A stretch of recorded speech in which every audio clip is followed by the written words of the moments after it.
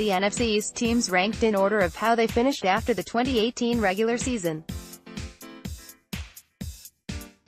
It's that time of year where we like to take a post-playoffs, pre-OTA, post-free agency, for the most part, pre-draft examination of the NFC East.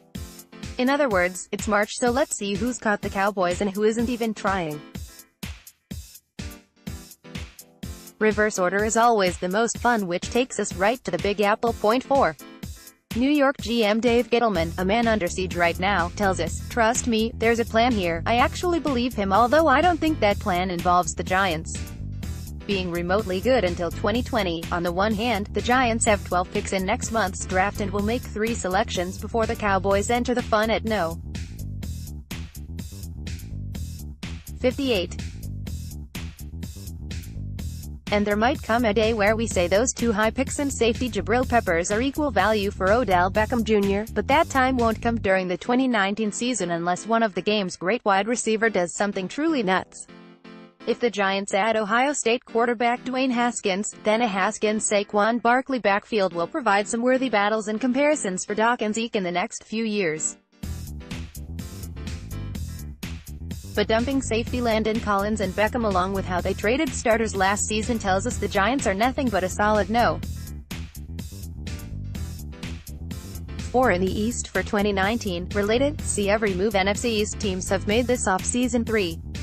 Washington. If you combine the cap hits of Case Keenum and the injured Alex Smith, they will account for $24 million of the Redskins' total this season. That's roughly what Kirk Cousins might have cost had this team gotten around to signing him long-term 3 years ago. In some ways, Keenum compares favorably to what Smith was doing before that catastrophic injury last season. But mostly those comparisons come from Keenum's one magical year in Minnesota and not last year in Denver. Regardless, adding Landon Collins to the back end should improve a decent secondary, and, at some point, Washington will have enough Alabama players on defense that they simply become the Crimson Tide, and then everyone is in trouble. We're not there yet. I thought former LSU back Darius Geis would be a big deal last year before missing the entire season. We'll see what he brings now. Unfortunately, he can't also play all 3 receiver positions, so this offense isn't close to causing sleepless nights for defensive coordinators. Sign up for our free Cowboys newsletter, too. Dallas. You don't want to overstate the importance of adding a pass rusher who has averaged 6 sacks the last 4 seasons, but if the Cowboys pull off a deal to get Robert Quinn cheaply from Miami, they would move back into a tie with Philadelphia. At least for a month. The pursuit of Quinn, of course, would not be happening if the club had any clue when Randy Gregory will be allowed to play or if Taco Charlton will show that he can. Signing Randall Cobb for 1 year was a nice recovery from the loss of Cole Beasley. I will stop short of calling it an upgrade because Cobb's had more issues staying healthy the last 3 seasons than Beasley. But Amari Cooper, Michael Gallup, Randall Cobb, Jason Witten is a foursome you can win with when you already have the league's leading rusher.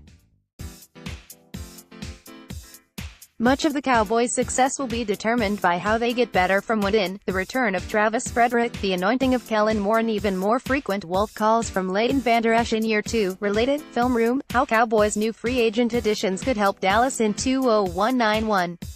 Philadelphia. Whereas the Cowboys failed miserably to compete with LA in the second round, the Eagles actually were threatening to knock off the Saints in New Orleans. The weird and almost inexplicable part is trying to figure out if Philadelphia can be as good without its backup quarterback. Chances are the answer is yes, because Carson Wentz, when healthy, has outperformed Jared Goff, Dak Prescott and any other passer selected in the 2016 draft. GM Howie Roseman deserves praise for letting Michael Bennett go and replacing him with Malik Jackson, a younger version of the same. And Deshaun Jackson seems like he must be too old for this, but he's headed back to the Eagles, for a 6th-round pick after leading NFL receivers in yards per catch and yards per target last season. The deep threat is still there.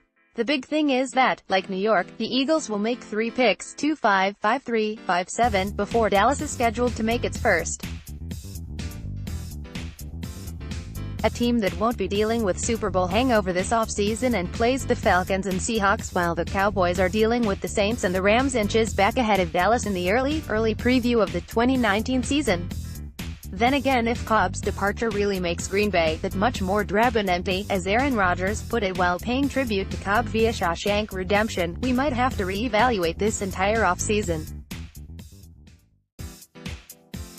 Twitter, @Tim Cowlishaw.